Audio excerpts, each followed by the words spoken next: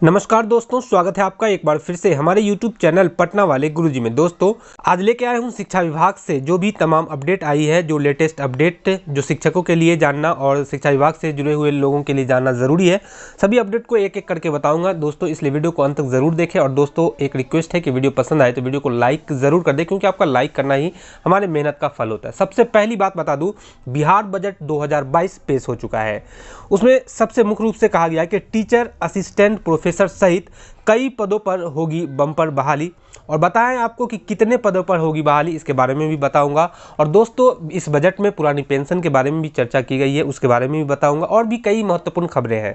इसलिए दोस्तों न्यूज़ बताने से पहले फिर से रिक्वेस्ट है कि वीडियो पे लाइक बटन जरूर दबा दें। बिहार का बजट आ चुका है। आज बिहार 2022-23 के बजट को बिहार के विधानसभा में डिप्टी सीएम सह वित्त मंत्री की तारकिशोर प्रसाद ने बजट पेश किया है। वहीं इस बजट में खास यह है कि इस बजट में कुल बजट का करीब 16.5% हिस्सा शिक्षा पर खर्च किए जाएंगे, जहां पर शिक्षा आधारभूत संरचना के साथ साथ कई मॉडल +2 स्कूलों का निर्माण किया जाएगा। इसके अलावा इस बजट में प्राथमिक शिक्षक, फिजिकल टीचर, असिस्टेंट प्रोफेसर सहित कई पदों पर बहाली भी किए जाएंगे।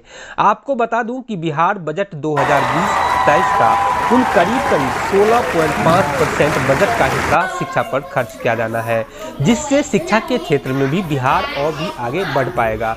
बिहार बजट 2022-23 में शिक्षा के क्षेत्र में कई काम किए जाने हैं, जिसमें हर जिले में एक मॉडल +2 हाई स्कूल बनाया जाएगा।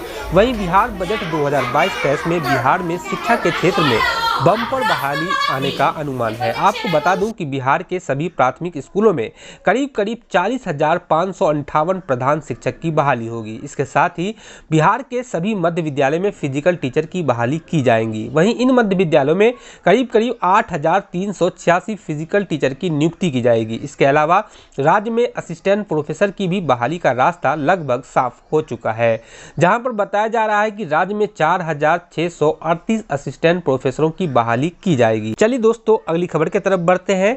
अगली खबर जो आ रही है, सैलरी को लेकर शिक्षकों में आक्रोश हुआ है। पटना में कई जिलों के शिक्षकों ने किया है प्रदर्शन। सुधार नहीं होने पर 26 मार्च को आंदोलन की भी धमकी दिया गया है। दोस्तों बता दूं आपको, टीईटी एसटीईटी उत्तीर्ण नियोजित शिक्षक संघ गोपगुट के बैनर तले शिक्षकों ने सोमवार को प्रदर्शन किया। प्रदेश के अलग अलग जिलों से आए शिक्षकों ने बिहार शिक्षा परियोजना परिषद कार्यालय के समक्ष नारेबाजी की।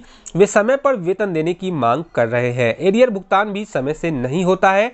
प्रदेश के सभी जिलों में स्थानीय निकायों में नियुक्त शिक्षकों को ससमय वेतन भुगतान का अभाव और एरियर भुगतान में वर्षों से विलंब सहित अन्य समस्याओं का सामना करना पड़ रहा है। नियमित वेतन भुगतान को लेकर बिहार शिक्षा परियोजना और शिक्षा विभाग के आला अधिकारियों का रवैया सदैव अपेक्षापूर्ण रहा है। को रोजमर्रा के जीवन में भारी कठिनाइयों का सामना करना पड़ रहा है, लिहाजा शिक्षकों में भारी आक्रोश व्याप्त है।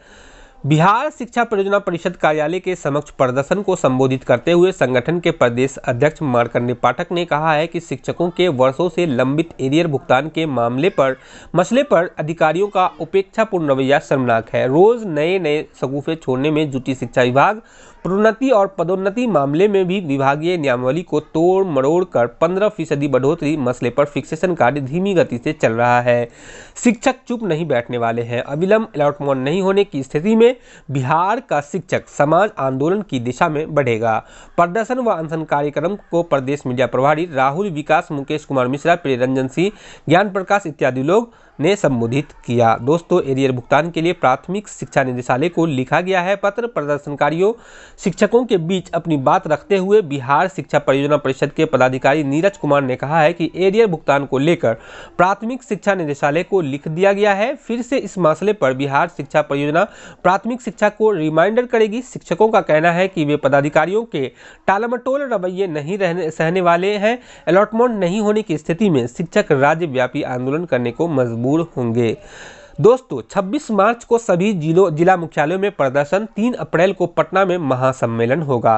संगठन के प्रदेश प्रवक्ता अश्वनी पांडे और प्रदेश सचिव शाकिर इमाम ने सहायक शिक्षक का दर्जा, पुरानी पेंशन की बहाली, नियमावली के अधिनियमों के अंतर्गत प्रोन्नति व पदोन्नति, नियमित वेतन भुगतान और लंबित एरियर भुगतान के मांग पर संघर्ष को तेज करते हुए राज्यव्यापी आंदोलन का ऐलान किया है। उन्होंने कहा है कि इस क्रम में 5 से 15 मार्च के बीच सूबे के तमाम प्रखंडों में तमाम पुराने और नवनियुक्त टीईटी शिक्षकों को गोलबंद करते हुए प्रतिरोध सम्मेलन आयोजित किया जाएगा। 26 मार्च को राज्य के सभी जिला मुख्यालयों पर शांतिपूर्ण लोकतांत्रिक प्रदर्शन होगी और सूबे के तमाम टीईटी शिक्षकों को गोलबंद करते हुए 3 अप्रैल को पटना में टीईटी शिक्षक सम्मेलन होगा। चलिए दोस्तों, एक बार फिर से बढ़ते हैं अगले न्यूज की तरफ। सरकार ने बजट में की है भारी बढ़ोतरी, बिहार में भी लागू होगी पुरानी पेंशन योजना, 4.25 लाख नियोजित शिक्षकों को भी मिलेगा इसका फायदा, इशारों ही इशारों में नीतीश सरकार के मंत्री ने कहा है।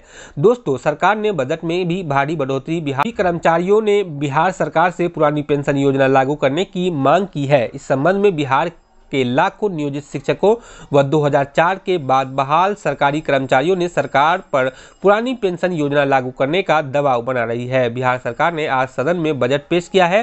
पिछले बजट की तुलना में सरकार ने शिक्षा विभाग की बजट में काफी बढ़ोतरी की है। जानकारों का कहना है कि बिहार सरकार कर्मचारियों की मांग को ध्यान में रखते हुए शिक्षा के बजट में बढ़ोतरी की है। बिहार सरकार भी राज्य में पुरानी पेंशन को लागू करने पर विचार कर रही है।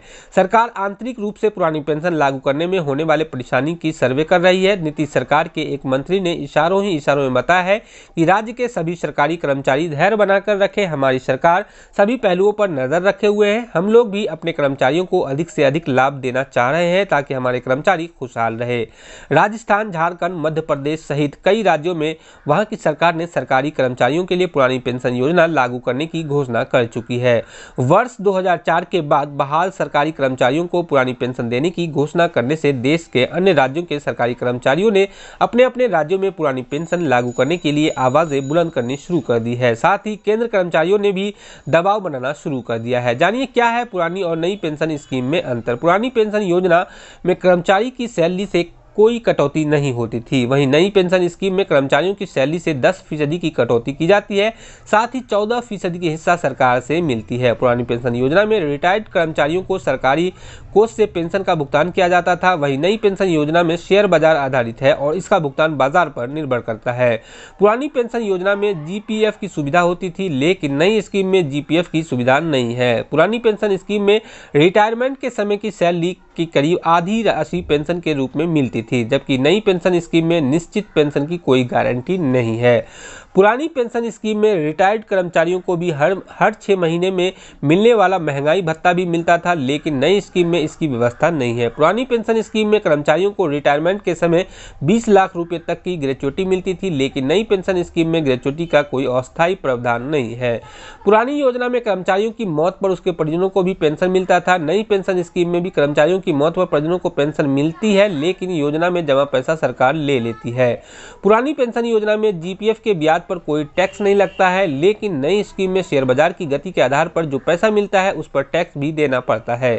पुरानी स्कीम में कर्मचारियों को रिटायरमेंट के समय जीपीएफ में कोई निवेश नहीं करना होता था, लेकिन नई स्कीम में 60% फंड रिटायरमेंट के समय कर्मचारी को मिल जाता है, लेकिन 40% सरकार निवेश करती है और उसके आधार पर हर महीने की पेंशन मिलती है। चलिए दोस्तों, इस न्यूज को यहीं पे समाप्त करते हैं। न्यूज देखने के लिए बहुत बहुत धन्यवाद आपका। न्यूज पसंद आया हो तो वीडियो को लाइक करना बिल्कुल न भूलें दोस्तों, और इस चैनल को जरूर सब्सक्राइब कर ले यदि आपने अभी तक सब्सक्राइब नहीं किया है तो, क्योंकि इस चैनल पे हमेशा सिर्फ शिक्षकों के लिए ही न्यूज आती है, शिक्षा विभाग से अपडेट आती है। इसलिए दोस्तों जरूर सब्सक्राइब कर ले और बगल में घंटी का जो बटन है उसको भी दबा करके और नोटिफिकेशन को ऑन कर लें। इससे ये फायदा होगा कि इस चैनल पे कोई भी शिक्षा विभाग से संबंधित अपडेट आएगा तो इसका नोटिफिकेशन आपके मोबाइल पे तुरंत मिल जाएगा दोस्तों।